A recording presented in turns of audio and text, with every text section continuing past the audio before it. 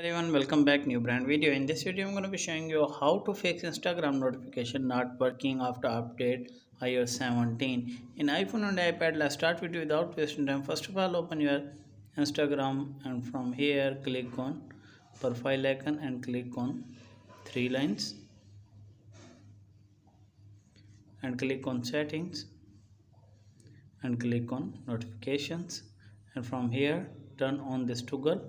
Add the third scan you have, turn it off, and after that go back your home screen and open your setting, and from here click on notifications, scroll down and search for this Instagram app.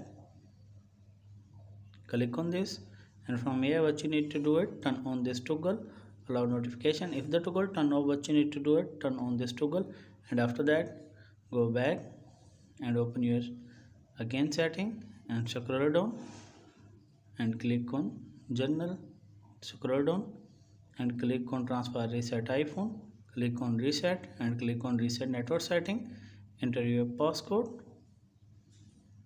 and click on reset network setting. After reset network setting, check whether problem has been fixed or not. If the problem is not fixed, then go for the last method. Go back your home screen and open your app store and play store, and from here update your Instagram.